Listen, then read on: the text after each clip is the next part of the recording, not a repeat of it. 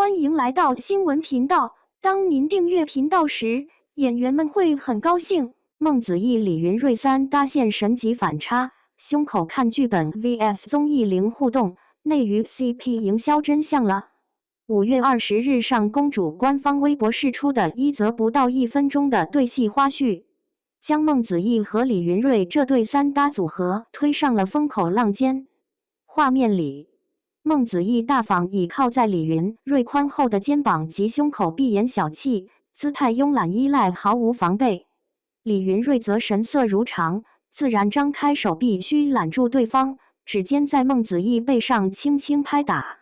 那一刻，孟子义整个人躺在李云瑞身上，轻声询问：“你难受啊？”李云瑞回答：“看不见。”两人之间那种浑然天成的熟悉感，仿佛恋爱多年的情侣间特有的默契与亲密。然而就在1个月前，《奔跑吧》全周情侣特辑的录制现场，这对曾被网友誉为云牵梦绕的 CP 组合，却在镜头前呈现出截然不同的状态。强制分组，全程零互动，眼神交流刻意回避，甚至复盘环节，李云瑞用2个女生模糊代指孟子义的名字。从片场亲密到综艺避嫌，这种极致反差犹如一面镜子，映照出内娱 CP 营销的真实逻辑与公众情感的复杂博弈。从片场发糖到综艺避嫌的极致反差，那个520的午后，横店片场的空气里弥漫着说不清的暧昧气息。上公主官方放出的花絮里，孟子义不是简单的靠在李云瑞肩头，而是整个人贴合上去，脸贴着脖子，胸口贴着胸口。他在李云瑞身上翻滚说话，两人之间不到1个手的距离，近到能清晰感受彼此的呼吸。这不是借位，不是摆拍，是休息时间的真实画面。拍戏现场什么样，普通人可能想象不到。演员们穿着厚重的戏服，顶着几十斤的头饰，一场戏拍完累到变形。但就是在这样的工作环境下，孟子义和李云瑞的互动让人看了直呼这不对吧。后一刻，孟子义自然地倚靠在李云瑞支起来的膝盖上，探身去看剧本，而李云瑞自然地虚揽着。整段花絮的 BGM 用的是魂牵梦绕，谐音梗云牵梦绕巧妙藏匿其中。然而转场到奔跑吧的录制现场，画风骤变。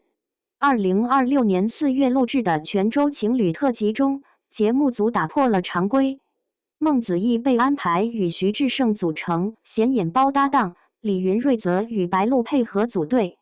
镜头记录下的整期节目里，孟子义没有主动和李云瑞说一句话，李云瑞那边也是的。两人在不同队伍中几乎无交集，呈现出无对视、无合作、无交流的30状态。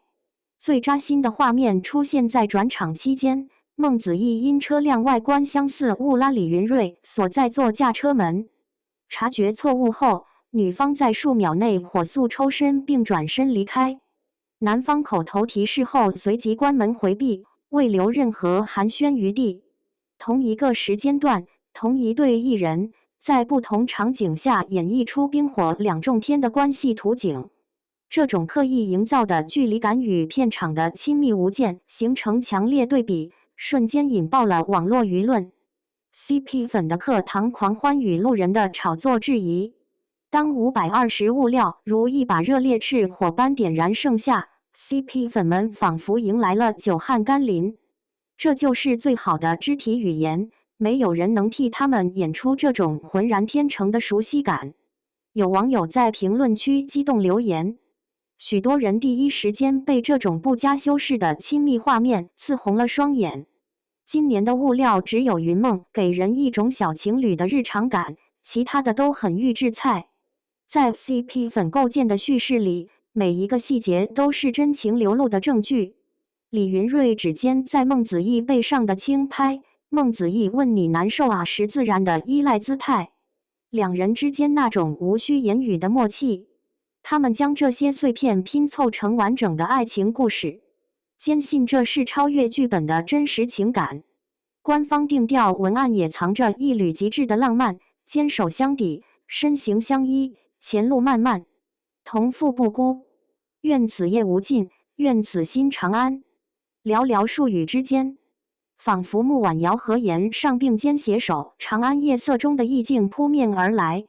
但在另一部分观众眼中，这一切不过是标准化操作的产物。路人及质疑者敏锐地捕捉到其中的矛盾。如果真是私下真情，为何要在奔跑吧中刻意避嫌到连名字都不愿提？如果只是同事关系，为何片场互动会亲密到这种程度？他们认为，这种过于完美和集中爆发的互动，恰恰暴露了其为剧集服务的营销本质。上公主自2025年8月官宣以来，预约量持续创造神话。从开机前无海报、无预告片，仅凭主演3搭话题就创下57万预约纪录，到2026年5月攀升至277万。这种爆发式增长让不少业内人士侧目，超60%预约用户直言为云千梦绕3搭而来。CP 效应成为剧集最大的流量引擎。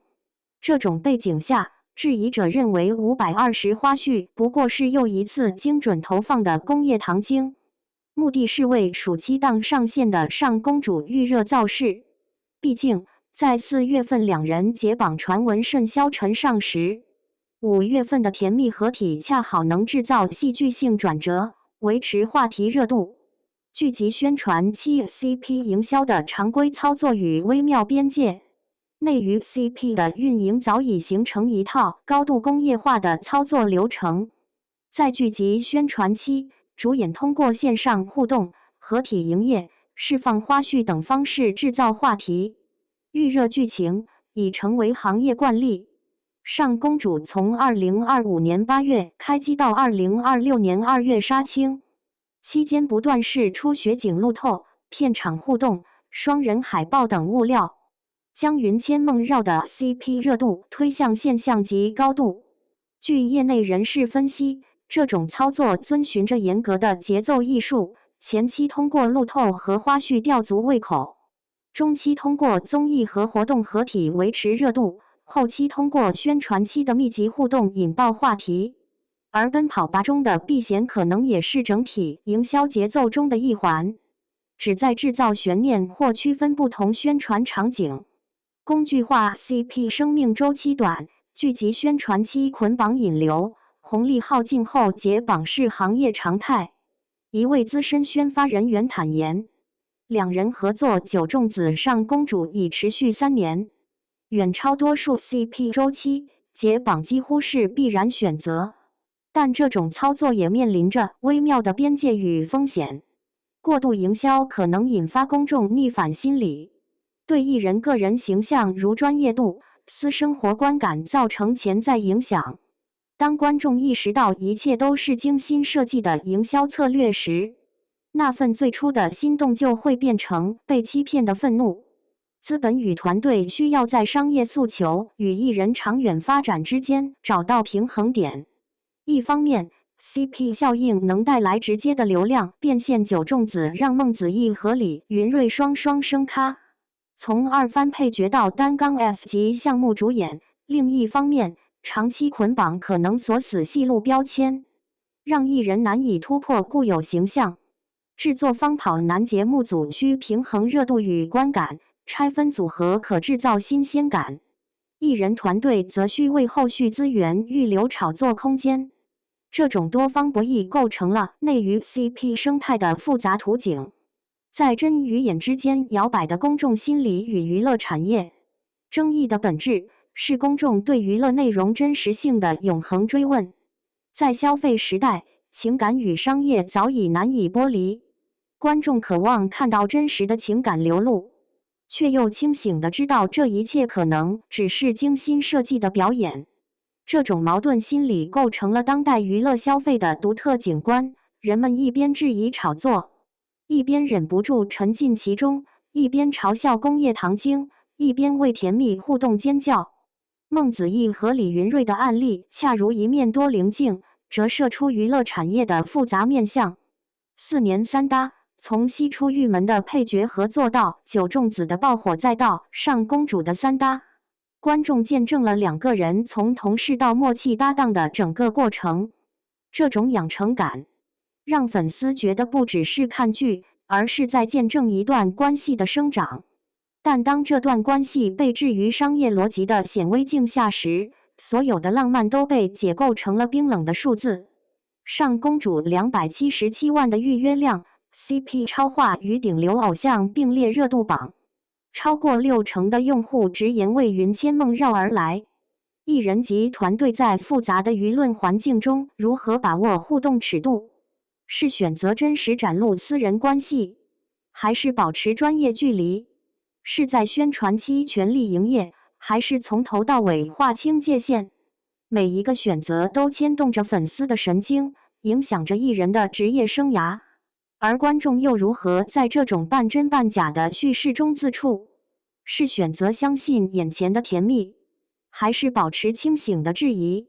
是享受当下的情感体验，还是随时准备接受真相大白时的幻灭？或许在娱乐至死的时代，追问真与假本身就是一种奢侈。当糖足够甜时，很少有人会去计较它的生产日期；当故事足够动人时，很少有人会在意它的虚构成分。